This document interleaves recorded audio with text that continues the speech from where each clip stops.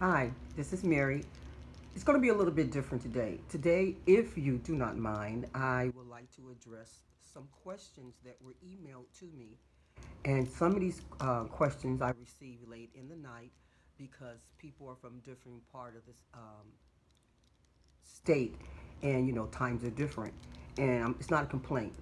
I accept all your emails. You have questions concerning this. I embrace it. I know what it's like, and it's about baldness. And quite a few ladies and men have asked me questions and want my input on what I went through.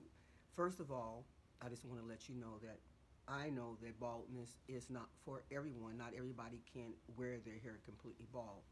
And I like to address too that wearing my head bald uh, in the open is not a fashion statement for me. It's something that I decided when I was diagnosed with breast cancer near the end of 2016, almost 2017.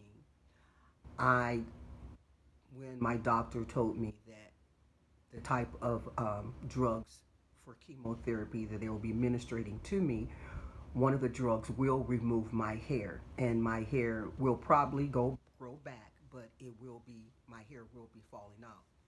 When they tell you that,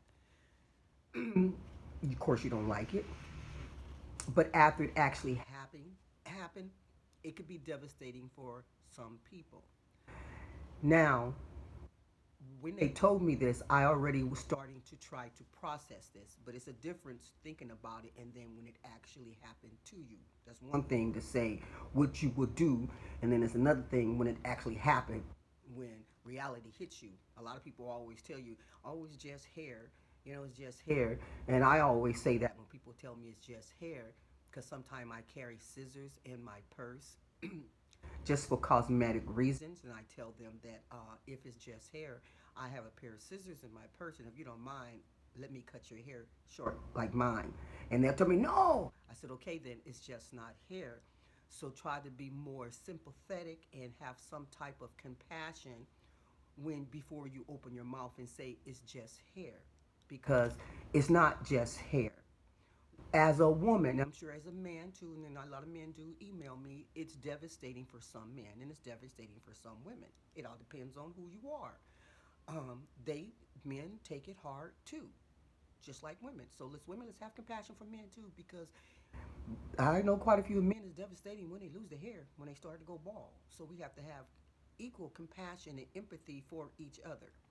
So people ask me, how was it when I went through it? Well, as for me, like I said, go back to where I was saying before. I thought about it, but it's one thing when you're thinking about it before it happened. Another thing is when it happened. So I was thinking about it, and then I thought about how I would I be able to do it, and then I started thinking about, shoot, my husband's already bald, then I'm bald, and then I don't look like a man. He's bald, and I'm bald, and we both two bald people walking together. I mean, let's become. Can I be real? Can I just lay it all out there and just be totally real with you? Um, so that was going through my mind. And it was going through my mind too, is that I was going to feel like less of a woman. So when it actually happened, the thoughts did come that now, you less of a woman. And that's a lie. I have all the parts as being a woman. I know whether I lose my hair or not, I'm still a female. But as a woman, that goes through your mind, and it really does. And then you start thinking about if you will be still attractive to your mate with no hair, and then just thinking,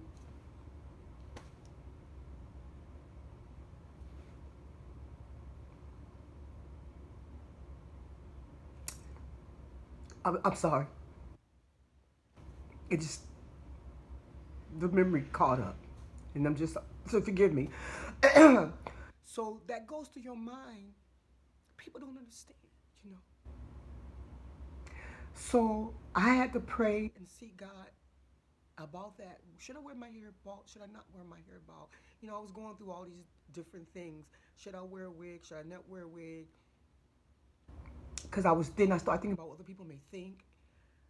Besides me just thinking myself, what my family may think, other people who I don't know, how will they treat me in the public? All these things go through your mind, and I started praying about it, and I really prayed about it, and I had to seek the Lord about it because the Bible says that that we are supposed to go to Him in all our ways to acknowledge Him, and we should address things and ask the Holy Spirit and ask the Lord to help us through no matter what you're going through in your life. And I went through the Lord through it with prayer. Besides going through Lord with prayer, I had to use common sense to also think if I will be able to carry it off if I choose to do it or if I choose not to do it. And I prayed about it. And then one day I woke up one morning and a memory came to me when I was a kid. I was around, let me see, I don't know how old I was, but I was very young. Way back in the day when downtown LA they used to decorate with lights, and downtown LA would had people coming down in the middle at night, and they would put Christmas lights in downtown LA. That was a long time ago, and I was a little girl. And I remember my family was driving through LA because we had been shopping, and we was going through LA, and I remember looking out the window and I saw this woman, and she was an African American woman. She was tall, and she was bald headed, and she was walking down the street. And this was, I think, near the end of the '60s. Things were weird then, and she had a bodysuit on. A bodysuit, just a shirt bodysuit, just a bodysuit. The kind that, a bodysuit. That's all she had on, no pants, as a bodysuit. She was walking down the street, and I noticed the bodysuit, and I thought, what was going on? And then I looked at her head. The woman was beautiful. She was completely bald-headed, and she was beautiful. And I remember seeing her on TV. She was a model, and she was so beautiful. And I thought to myself when I was young, that is so pretty. She is so beautiful. I wonder if I could ever do that, first thought. And then hold that thought. I forgot about that, but I was praying. The Lord started bringing all these memories back to me, and I remember through my lifetime, I have lost my hair a lot. One time I was playing in the beauty salon. I got too close to the fire, being silly, and my hair went up in flames. Hair goes up. Lost my hair. I had to wear a wig to school. So over my lifetime, I have lost my hair a lot. It grew back, but I lost it a lot. And I always would wonder how I would look bald headed. And forward back now, when I was praying, the Lord brought that to my remembrance, and I always wondered how I would look. And then I realized it always when I would see every now and then someone bald headed, I thought it was beautiful, but I always wondered if I can do it. And it was like mentally I was preparing, I was being prepared for what it was to come. So when I always lost my hair and always grew back, when it came for when I had to go through chemotherapy and I lost my hair, and it was like I've been through this before, and I prayed about it, and I kept seeing myself. I know it's going to be strange, but I kept seeing myself bald headed, and that it will be okay for me. And I kept praying, and I kept praying, and I made a decision in my heart that I need to do this because there's many people out there losing their hair, and they need to know that it's okay if you decide not to wear a wig or a weave. Now, I'm not saying wig or weaves are not good. I'm not saying that. Maybe one day I will wear a wig and a weave again. So please don't send me emails saying that you shouldn't wear a wig and you shouldn't wear a weave. And I'm not telling people to go bald headed either, because it's not a fashion statement for me. This is not a fashion statement. This is taking back my power in my mind, saying that I am not a woman because I don't have no hair. And it's also a statement of what God has brought me through. It's a testimony, and it's also too an empowerment for me and for other people, because people send me emails telling me thank you for making the decision. I didn't do it, and I know too that it's not really about me, because no matter in life what you go through, it's not about you, it's about someone else. And you never know what you go through, and when you come out, you will meet people that will need to hear about what you went through if you went through it the right way, and you're able to help them come out of, or show them and tell them what are they going to go through and what to expect. And if you love the Lord, you're able to help them and talk to them about the things of God and what the Word said and how they can apply it to their life, and how it's not, and how they can expect how to go through it and how to come out of it God's way. You understand what I'm saying? I only have so much time, so I can't go into a whole lot of stuff. But it was not easy. And I knew that then this is not about me. I knew that this was about something bigger than me. So I decided that, and not just so decided, it just seemed right in my heart, deep down in my belly, in my gut.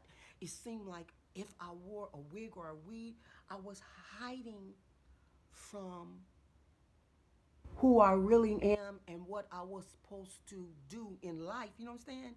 It seemed like it wouldn't be right for me to hide it. So deep down in my gut, deep down in my heart, I needed to just wear it bald. So then I decided to wear it bald. It wasn't easy, so I fell in my heart. I believe the Lord was leading me to go to the biggest store when I decided to wear it, because I kept going back and forth. Should I, should I, should I, should I? Because I didn't know what to expect when I stepped outside and how I was going to be received. I kept getting, my head kept getting away, being concerned what people thought. And when I finally fought through that and said, I don't care what people think, this is what I need to do. I am not going to allow myself to allow these thoughts from the enemy to tell me that I'm less than a woman and that I am not accepted because I don't have hair. It'd be a cold day in hell before I would allow those thoughts to to override me and take control of me. So I said through prayer, and I got in my spirit a check to go for it. Just do it. So I went to the biggest store, put my makeup on, did what I needed to do, stepped outside, and I walked outside and went to the store with the most people. And I'm going to tell you, most people really, some people really didn't pay attention, some people did, but it wasn't what I thought it would be. But I felt that I got my power back. I felt strong. I felt that all the thoughts left. Every now and then, the enemy would try to bring thoughts, but I took control of that when I stepped outside. That it would not have dominion over me and control me to where I could not be who I am because I don't have hair. Hair does not define me. I defined it. I know who I am with or without hair. Whether you accept it, whether you don't accept it, this is who I am now. And then the hair started growing back in about 9 months, a little bit, and then starts kept thinning like up here. And then it started falling out again. So I was going back to the same drawing board again. I had to shave it off again because I wore finger waves, as you see on on some of my tutorials. I wore finger waves for a little while because my hair grew back, and I was so grateful it grew back. So I tried to embrace it, but it began to fall out again. I said, "Oh Lord, man, it's falling out again." And in my heart, I knew that the Lord didn't tell me wear that again. I knew in my heart that I wasn't supposed to, but I was so happy that the hair came. And if you are not in the things of the Lord, some of this you probably won't understand what I'm saying. But I knew that was not the road I was supposed to take. It started falling out again. So I knew, okay, just shave the rest of it off. Why hold on to scraps? And just wear it. Just wear it. I'm bald and I'm proud because I know who I am. Not pride of a pride of like, I'm not all this. I know who I am in Christ. And Psalms 139 tells me that I'm beautifully and wonderfully made. So I read Psalms 139, the 14th verse, I think all the way down to the 18th verse, talking about who I am and who I am in Him. And I am beautifully and wonderfully made, and how He crafted me and how He made me unique, and like He made you unique. And I said, you know what? With or without hair, is not who I think I am.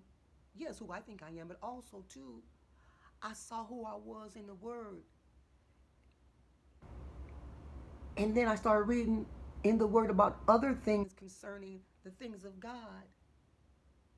And then it became a reality of this is just not about me. It's about other people that are going through this. And that this is my testimony for this time. So it took time, and this is not for everyone. Everybody can't do this. And this, like I said, it's not a fashion statement. It took a whole lot of heart searching, prayer, seeking the Lord, and seeing what is right for me. And if it's for you, so be it. And if it's not, don't. I'm not telling you to cut your hair off. Don't cut your hair off. That's up to you. It's your hair. But I had no choice, even though I had a choice. You understand what I'm saying? I had a choice to wear a wig and a weave. I had a choice, and like right now, you say, "Well, why your head is covered right now?" Because outside it's kind of cold, and I didn't shave my hair. I didn't shave my head because I didn't feel like it because I'm in a hurry. I have somewhere to go. So I decided just to not wear it. And I didn't shave my head. And as you see, when I wear a hat, I put my makeup on from here to here, from here to here. So I don't put my makeup on my forehead. So I just didn't shave. And then you'll say, well, I thought your hair doesn't grow back. Yes, it grows back. It doesn't grow back completely, it grows in spots. So there are parts I still have to shave in order for it to look clean. Now, I can let it grow little. You know how some people have a fade, but mine don't grow in right. It may grow up to here, then all this didn't grow back right, and this. And so I just choose to just shave every other day, and then sometime if I feel like it. So just in case you're asking if you're so proud why you're wearing a hat, everybody every now and then you want to wear a hat. That is my choice. Um, and I'm lazy today. I don't feel like shaving the hair today, so I don't shave it. It has its advantages and disadvantages. The advantages is it's very clean. I don't have to do anything with my hair, roll my hair, and the disadvantages is I still have to shave every other day. Anyway, so um, it was not easy, but through prayer and the help of the Lord, I gained my strength. So now I wear it and I wear it proudly. Do thoughts still come and every now and then someone say something? Yes, but I is not a problem for me because this is what I accepted and and through I'm telling you, people can be very beautiful. We always talk about the cruelty of people, but we don't always talk about a lot the beauty of people. I meet so many wonderful people. Every now and then you might get one person a little off, but I don't focus on them. I focus more on what I know what I need to do and focus on the people that who am, who are so kind and so nice and are so encouraged. People come to me. I was in um, Kaiser Hospital. Went there, not Kaiser Hospital, but the Kaiser Clinic. With my husband for something, and I was sitting there just waiting for him in the waiting room, and a woman sat next to me, and she, oh my God, she took her wig off to show me her bald spots in her head. That happens a lot. They want me to see the bald spots in their head because they say if you can do it, I can do it. Because they really want to not cover and not to wear weaves, but it's hard to step over and actually wear it completely bald or wear a fade. And I tell people if it's not right for you, don't do it. But they seem to feel empowered a lot of times when they see me. And I say that's what it's about. It's about people feeling, being encouraged that it's okay. You're still a female whether you have hair or not. It's okay. If you choose not to wear a wig or a weave, it's okay. If you choose to wear one, it's okay. It's okay. Whether people like it or not, it's about not about them, it's about you. If you're comfortable, do it. If you're not comfortable, don't do it. But it has been so many people that have come to me, send me emails telling me thank you, how encouraged they feel. It has people have been empowered and encouraged and this is what it's been about. It's not about me. So I just wanted to take this time to say this is not a fashion statement. This is something that I'm doing now. I'm sorry, I have something in my teeth, and if you see it, please forgive me. I just am ever, I'm ever so grateful to the beautiful emails that I've received from everyone, the beautiful people that have subscribed to my channel, who send me beautiful messages through email telling me thank you. They have friends going through certain things, losing their hair, and how this has helped them. So I say, seek God, pray about it, and it's not for everyone. And everybody know if you do this, fine. If you don't do it, fine. If you don't, if you decide to wear a wig or a weave, it doesn't mean that you're a weak person. It's not for everybody. And if it is for you, you can do it if you lose your hair. So I'm speaking to people that are even in chemotherapy. You are going to go through a little shock, and it's okay. Take it one day at a time. I even had to address a nurse one time that told the people, I don't know why they're so shocked when they lose their hair, because we told them they're going to lose their hair. And I addressed that nurse and told that nurse that that's not right. You have lost your sensitivity and your empathy and your compassion for your patients. And the person was bald too. And how did you feel when you first lost your hair? And he said, I didn't like it. It was devastating. I said, so you got to remember when you went through, don't desensitize yourself because you've been here for so long. I know sometimes you do it subconsciously to distance yourself for you can have that boundary so you won't hurt for every patient, but you cannot lose your compassion. And all I say, if it's you ladies, just do it. I had to work on my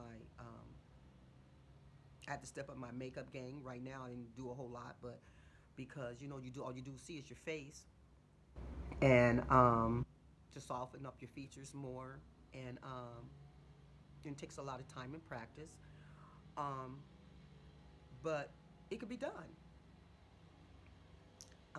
and it takes a lot of backbone, and and I thank the Lord because the Lord has given me the strength to do this. If it wasn't for Him, I wouldn't be doing it, but He has given me the strength. Excuse me, and I give Him all the glory and all the honor.